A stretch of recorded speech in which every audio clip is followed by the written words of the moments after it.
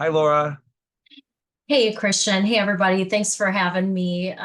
Christian always boosts my self-worth, so it's always nice. But following on the heels of Sammy, I'm a Minnesotan who happens to run an organization that's based out of Newport Beach. I'm executive director for CureDuchenne, and I'm old enough to have lived multiple lives, from being an entrepreneur in the startup space in multiple different industries to being a politician. Don't judge me. I got out to being involved in higher education through being a member of the University Board of Regents at the University of Minnesota, getting involved in human research subjects and tech transfer policy alterations. And so from there, I ended up getting into the ecosystem of the startup world and led a couple of drug delivery technologies and a company that was focused on crystalline nanoparticles delivering and encapsulating gene therapies, hoping to lead to a second generation of gene therapy treatments. So from there,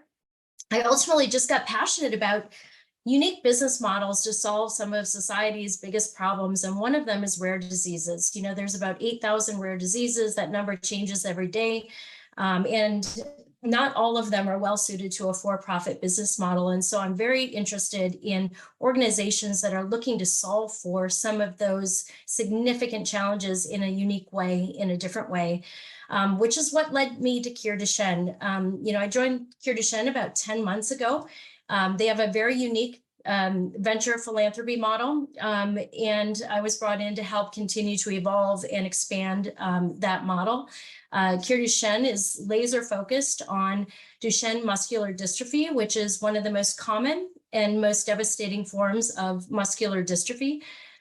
We have a venture philanthropy arm that is laser focused on investing in early stage companies and science that are focused on some part of the landscape of Duchenne muscular dystrophy. And so we have companies that we invest in that are in the gene therapy space, exon skipping space, in the tools space. So we're very interested in what technologies can make the lives of these individuals with Duchenne better, and what technologies and treatments can extend the lives of individuals with Duchenne.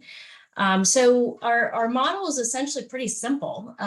We use philanthropic dollars to invest in companies with early stage science, to de-risk that science, or to get them to a place where there's proof of concept, so that other follow-on investors can come in and lead those technologies to either an approved drug or through a process that gets them onto the market.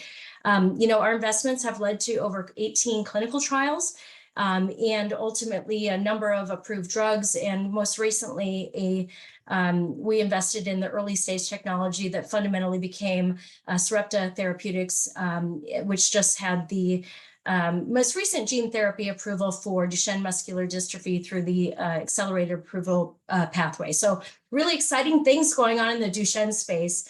And we, our model is purely philanthropic. We've invested $22 million that has led to over $3 billion in follow-on funding, which means that we have a great team that makes great bets. So our ask essentially is twofold. We're always looking for early stage technologies that, if they're not in the Duchenne space, might be well suited to the Duchenne space, or early stage companies that are focused on Duchenne muscular dystrophy or some form of muscular dystrophy. And then our other ask is really different. Because we use philanthropic dollars to invest in funds, our fund investments come from either philanthropy or from our reinvestment of funds of gains that we've received. If you have connections with donor advised funds, foundations, corporate social responsibility entities, family offices, any of those entities that might be able to work with us, invest with us, co-invest with us, use our scientific expertise to invest in the next generation of cures. Ultimately, our goal is to make sure that Duchenne is not a life-limiting disease, and we're confident that we can do that because the science is there. So that's me. Laura, that was amazing. I do think you're amazing, and I hope people get to know you in the bullpen. And, you know, come to Bio, hopefully, if you can, or send your team. In general, if you're a nonprofit in the Bullpen, we want to help. So Women in AI we're working with, AAIH, I'm going to miss some here, the Emily Whitehead Foundation, and we're making room for you in the Bullpen. And as a sponsor, you're kind of helping us do that. Well, the Bullpen is amazing. I'm so grateful to be part of it, and everybody who shows up and those who are just participating. It's a great group, and I'm grateful for everything you've done, Christiaan, and your team is amazing. Thank you so much.